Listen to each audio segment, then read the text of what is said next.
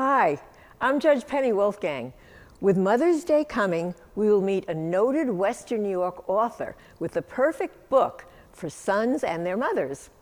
I'm back from a trip with my daughter Robin from our bonding experience in Italy, and it's time for the Excellence in Education Awards, right here, right now, on the big picture.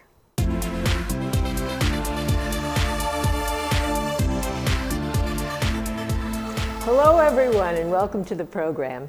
Jackie Albarella is well known throughout Western New York and beyond as an author, gardening expert, and Hall of Fame winning broadcaster.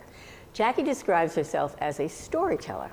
Jackie's here with us to share what inspired her to write her sixth book, Sons and Their Mothers. We welcome Jackie Albarella to the big picture. Thank you. So before we get to our book, which we're going to talk about in a minute, there may be some viewers who don't know about your background and all that you've accomplished, and that you are in the Hall of Fame broadcasting with you know who, and John and many others who I'm proud to be part of too. So anyway, a gardening expert, author.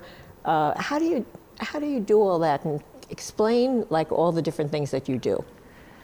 Well, I'm also very proud to be in the Broadcasting Hall of Fame with you and John and all the other broadcasters that are in the Hall of Fame.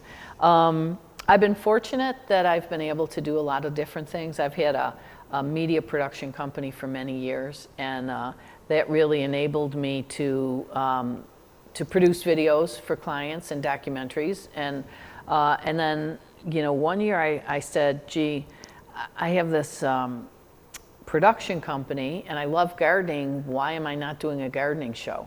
So I actually started to produce a gardening show, and I had a half-hour gardening show for probably 10 years that, again, I was lucky it aired locally, but then it also aired nationally. I was picked up at one point and I got to travel to London and spend 2 weeks in London visiting gardens there. They have gardens in London? They do. I've been there. I never even out of the city. You got to go out of the city. I never saw a garden in London. Yeah, they have lovely gardens there. And so I did that, and then along the way I've written a few books, and now I'm still gardening and writing books and doing some documentaries. You're just acting like it's nothing, like everyone can do this, but they can't, I assure you. All right, now how did you come up with the idea of the sixth book that we're talking about, Sons and Their Mothers?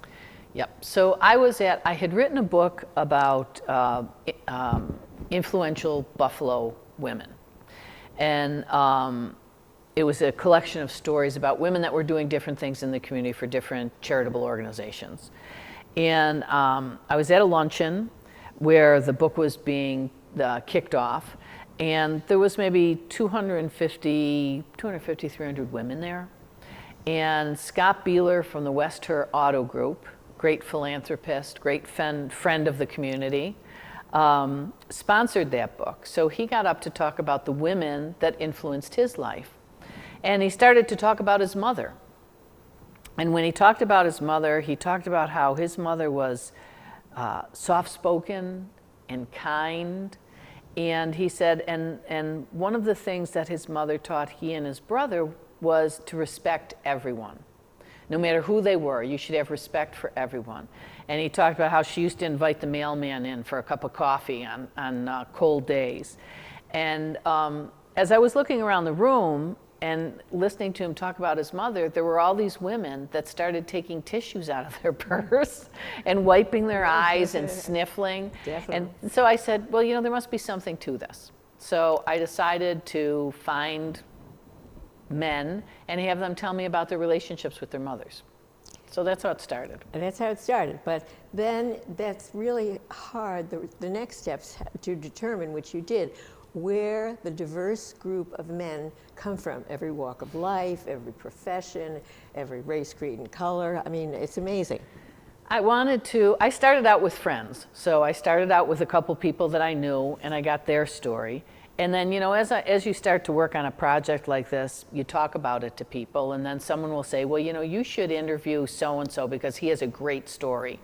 So I found other people that way. And then there were some other people that I really didn't know personally, but I knew they had an interesting story. So I reached out to them and said, I'd like to tell your story in my book. Will you talk to me? We've already mentioned Scott being the influence for starting the book. But for example, many people have seen DJ Milk perform at different functions for the Bills and private parties. Yep. But his mother was a well-known person in the community, so kind of that was maybe a no-brainer that you would find him? Yeah, well, DJ Milk, his mother was Lorna Hill, who was fantastically talented actress, started her own theater company, was in films, was politically active. She was like a driving force for so many things. And his story was so sweet and so interesting because he talked a lot about what it was like. Even from a young age, he knew he was living with someone who would have a great legacy.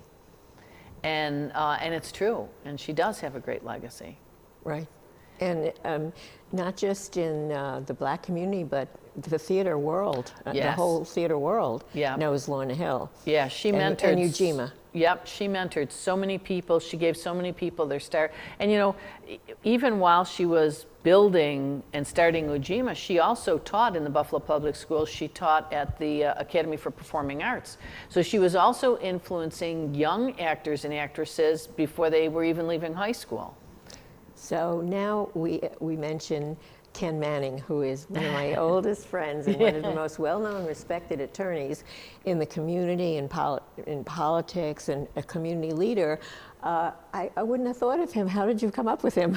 Yeah, well, Ken Manning, I met him through a different project that I was working on, and we got to we got to know each other. But Ken Manning, his story is so interesting. He actually studied and got a degree in engineering. And then after he got his degree in engineering, he went back and got a degree in law. So when he does certain legal cases, he's able to put all these really complex things together because of that background in engineering. But Ken, and also Ken grew up living in subsidized housing, living in the projects. But his father died when Ken was young. His father was a disabled veteran. And but Ken's mother believed in education, and all of her children went to college. And Ken talked about how when he was younger, his mother made these fabulous cookies, and he called these cookies his cryptocurrency. And he could take those cookies to school and trade them for whatever he wanted in the cafeteria because everybody loved those cookies so much. That's a really touching story, and it is. I don't want to forget to tell everyone that the recipe, you've got the recipe in the book. Yes, the recipe's in the book. If you know how to cook and you want to make these magic cookies, you've got to get Jackie's book, right? Right. There is an emotional story about former fire commissioner Garnell Whitfield, because his mother, I think we all know by now, was involved in the top shooting, and he's been in public crusading, and also I think he even wrote a book himself. So he's working on the book. For justice, yeah, he's working on a book. Yeah, his mother was murdered during the Tops massacre, and Garnell is just a wonderful, wonderful person. And when I talked to Garnell about his mother, we didn't talk about Tops till the end. He talked about how his mother was a fantastic cook. And whenever anybody in the family would visit from another city, or every holiday, their house was where everybody came, and there would just be tons and tons of food that everybody would share. And he talks about his mother too, how his mother was, she held she made him toe the line in education. She went to school and followed up with school. If he wasn't doing good in school, she would, give it to him. But what is so wonderful about Garnell is, one of the things that impressed me the most is how he's been able to move on after such a horrible tragedy. How do you go on living? How do you not become bitter? And he has not. And his faith has played a huge role in that. his beliefs. And he also talks a lot about how he doesn't want his mother to be remembered as a victim. He wants his mother to be remembered as a fabulous cook, a wonderful mother, a great homemaker, someone who cared about her children, someone who cared about the community. I wondered, there's such a diverse group, as you pointed out, I wondered if there's any common thread or common theme that all of these different people, different walks of life and whatever, have together that struck you. Yeah, I think the thread that ties all the stories together is that even though some of these mothers may not have been the good housekeeping mother, some of them had mental health issues, some of them had other problems, several of them lived in poverty. But you know what? These sons love their mother, and they will tell you they knew always that their mother loved them, no matter what. They knew that their mother loved them, and for many of them looking back, with mothers that maybe did have trouble, when they look back, they say, you know what? I know my mother did the best that she could. Yeah, that is very surprising, but not really, because we know that people, no matter what kind of parents they are, people, boys, girls, men, women, they love their mothers. I mean, what was your relationship with your mother? Oh, my mother, I loved my mother. She loved me, even though I think she liked my brothers better, and I always joked about how she loved my brothers better than her girls. But, you know, my mother was, I have some of my mother's traits. You know, she liked to cook, I liked to cook. She didn't like to garden because she was born on a farm. And when she moved to Buffalo, it was like moving to the big city, and she didn't really want to go back to the farm. So when I gardened and I worked the land, she said, oh, you can do that. I don't want to do that. I did that enough when I was a kid. I don't want to be on a farm. Maybe you got that, though, through the genes, or, you know, coming from a farm and being interested in that. I was shocked when I talked to you once before about the subject matter of your other books. They're so diverse. Yeah, they are. They are. So I have a book on gardening. You know, it's just simple tips for the first time gardener, for someone who's never touched a plant. These are just, for people like you. These are simple little tips and tricks. And I wrote it because right now, over the past, I would say 5 years or so, there's been a real increase in the interest of gardening. And people are starting to garden, but they've never gardened before. So they really don't, you know, you would think, oh, it might be simple. You just plant a seed and cover it with dirt and water it and it should grow. And some things are that simple, but many things are not quite that simple. And people want to know, how do I start? So this book is just a real simple how to start gardening. I love to give it to younger children, because I think, you know, gardening is one of those hobbies that you can do your entire life. Whether you're 6 or whether you're 60, you can still do gardening in one form or another. And it's a relaxing, it can be inexpensive, it doesn't have to be super expensive, and you can do it everywhere. Even if you don't have land, you can get a little pot and grow something in a pot on your balcony. A tomato plant if you want. So the book is to help people just get started. And I think because you mentioned the new interest, it has to do a lot with people wanting to eat food, you know, fresh Right. from the garden, or Yep. fresh from, not like me, just think it comes from the supermarket, Right, or the flowers come wrapped in paper. Right, you know, right. I don't know where they come from, but you know, I have a purple thumb. Yes. Okay.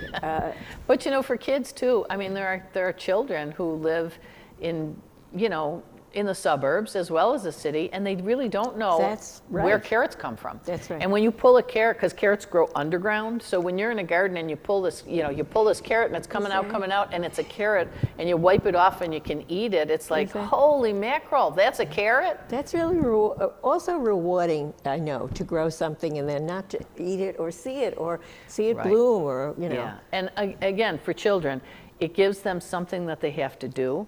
So right now they're responsible.